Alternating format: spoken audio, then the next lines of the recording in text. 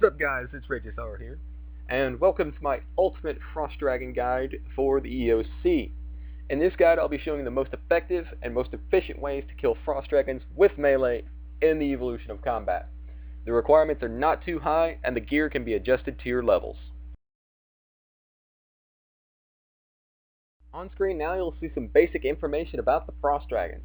Their combat level is 170, their life points are 4,250, their attack styles are melee, range or mage, fire breath, and their recoil orb. The max damage with magic is 232, 213 with melee, 302 with range, this is possibly higher, 500 plus with dragonfire if not using anti-fires, and their recoil varies based on your damage. The XP per kill is 1900 combat XP and 633 HP XP. On screen now you'll see a list of recommended and required levels for killing Frost Dragons. 85 Dungeoneering is required to enter the Frost Dragon's Resource Dungeon. I recommend 90 plus Constitution with a minimum of 70, 80 plus Attack and Strength with a minimum of 60, 80 plus Defense with a minimum of 50, 95 Prayer with a minimum of 70, 96 Herblore for overloads, or 85 for super anti-fires.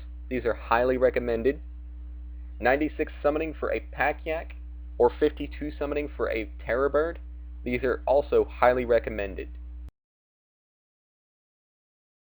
On screen now you'll see a downgrade list of weapons and armor that you can use for meleeing the Frost Dragons.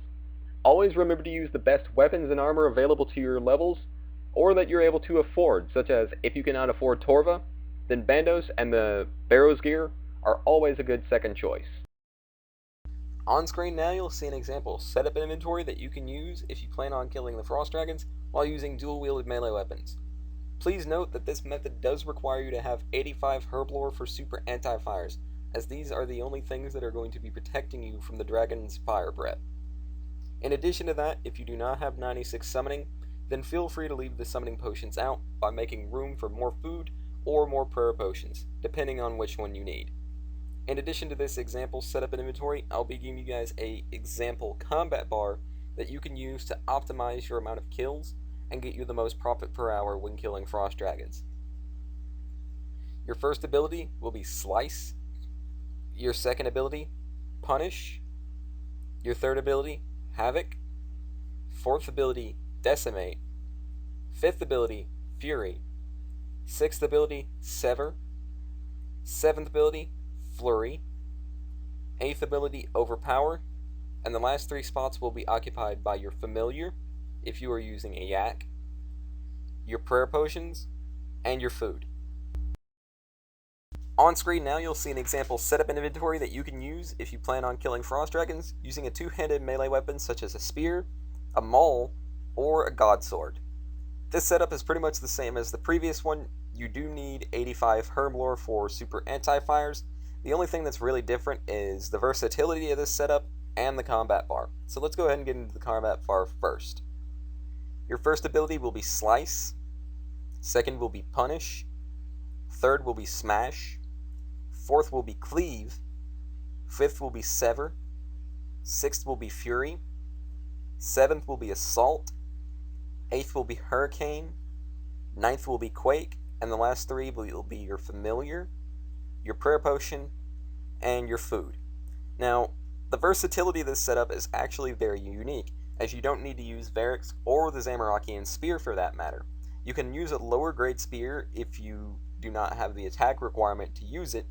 In addition to that, you can also use Guthen's armor along with the Guthen's war spear. This can actually cut down on the amount of food that you actually need to take with you, since the set effect can heal you by a pretty good amount. So that's something to keep in mind. On screen now you'll see an example setup inventory that you can use if you plan on killing Frost Dragons while using a shield. This is probably going to be most commonly used by the low level players that don't have the Herblore requirement required for the other 2 methods. This method is also very viable, seeing as how the defensive abilities reduce the amount of food that you actually need to use. Now let's go ahead and get onto the combat bar. Your first ability will be Slice, your second will be Punish, third will be Backhand, 4th will be Fury, 5th will be Sever, 6th will be Assault, 7th will be Resonance, 8th will be Reflect, 9th will be Rejuvenate, and your last 3 will be your Familiar if you have it, your Prayer Potion, and your... Once you have chosen your setup and inventory, it's time to head off to Frost Dragons. To get there, simply use the Home Teleport spell, and teleport to the Port Sarim lodestone.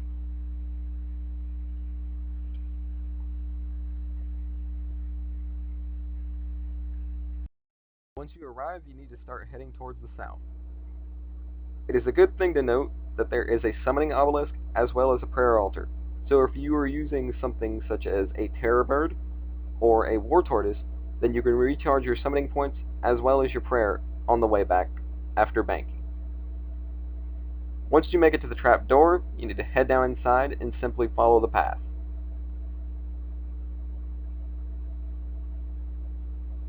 Once you make it to the snow-covered area, you need to make it just a little bit further and then head to the north until you reach the dungeon entrance.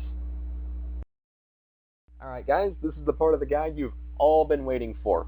Now before we head inside the Frost Dragon's lair, we want to make sure that we've got a couple of things in order. Number 1, you want to make sure that you have Auto Retaliate off. You do not want this on because if you eat food or drink a potion, then you will be drawn to another dragon if it's attacking you. Secondly, make sure that your quick prayers or quick curses are set to protect from magic and either turmoil or piety.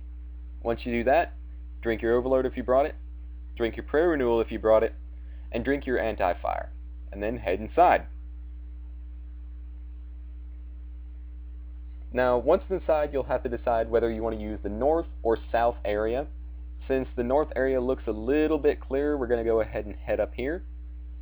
And once you're on your way, simply choose a dragon that you want to attack first and start killing it. The best advice that I can give on killing the dragons is to use your abilities as much as possible to deal as much damage as quickly as possible. That way, okay. Really? As I was saying, you want to deal as much damage to the dragons as possible, that way they can't spawn their orb as quickly. This will prevent them from dealing quite a bit of damage to you, because if you aren't paying attention, you'll actually get damaged before the orb even spawns.